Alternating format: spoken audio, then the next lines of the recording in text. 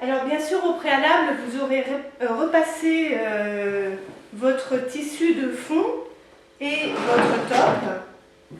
Donc n'hésitez pas à mettre beaucoup de vapeur et à bien les repasser. Et on va donc disposer d'abord le dos du quilt. Et alors attention, surtout à ce stade-là, ne vous trompez pas, on met l'endroit du dos face contre la table. Donc là, cette face-là, c'est l'envers. D'ailleurs, ici, il y a eu une couture pour agrandir le dos. Donc couture surtout vers le haut. Donc moi, je centre mon tissu de fond, tant en largeur qu'en longueur.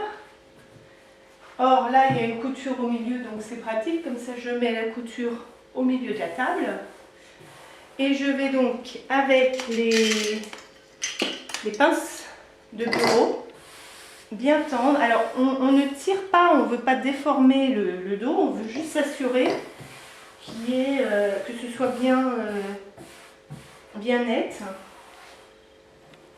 et qu'il n'y ait pas de plis, de gros plis, qui puisse après se retrouver coincé au moment du quilting. Donc on chasse comme ça.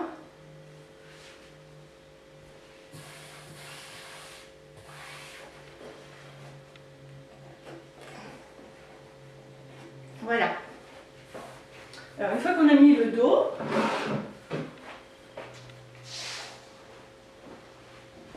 on fait la même opération avec le molleton.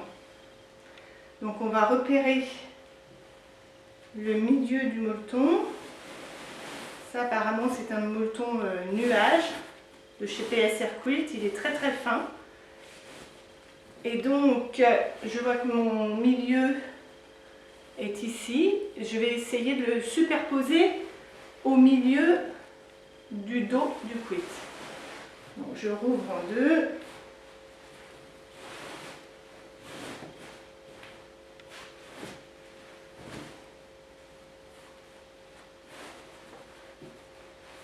Voilà, donc évidemment plus le quilt est grand, plus c'est laborieux quand même.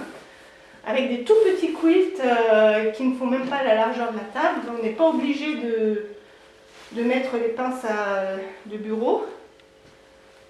On a juste à bien vérifier que c'est bien lisse en dessous. Voilà, donc là, je vérifie en dessous qu'il n'y ait pas eu de pli au niveau du tissu de fond en mettant le molleton. Voilà, et là, le milieu du molleton est par-dessus le milieu du tissu de fond. Et je vais simplement bien étaler le molleton, le lisser au maximum, chasser les plis et vérifier que sous le molleton ce soit aussi bien lisse. Comme c'est coton sur coton, enfin, même si le molleton est synthétique, les deux surfaces frottent l'une contre l'autre et donc ça ne bouge pas.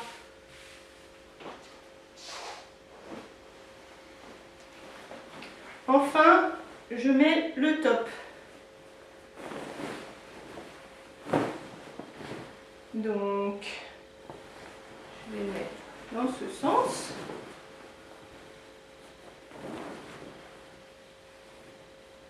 Donc pareil, j'essaye de mettre le milieu du top sur le milieu du molleton.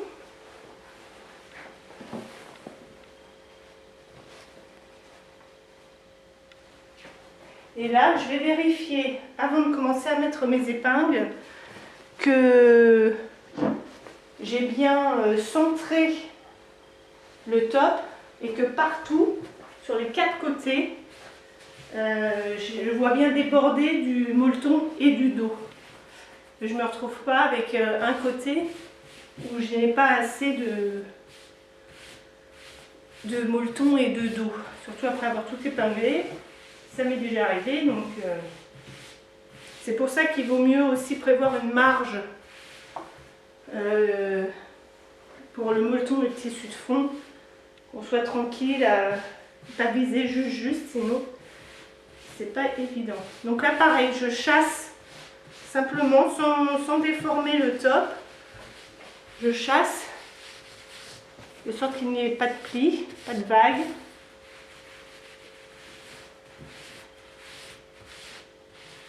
Donc vers les coins toujours, vers l'extérieur.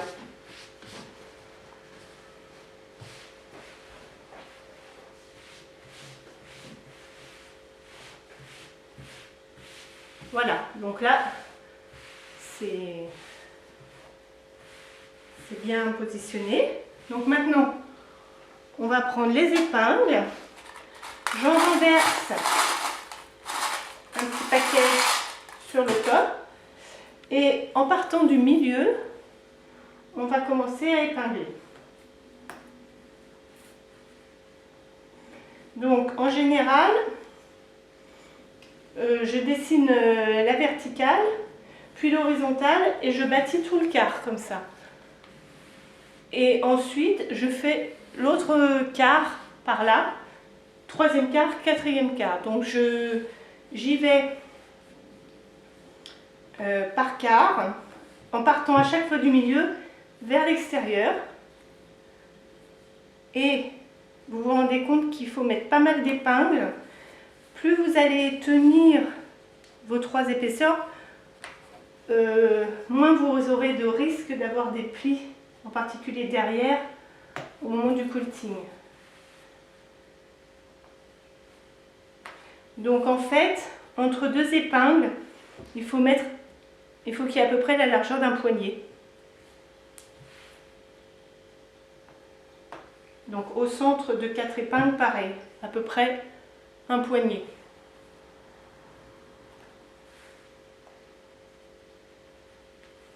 Voilà, donc on va bâtir comme ça le quart.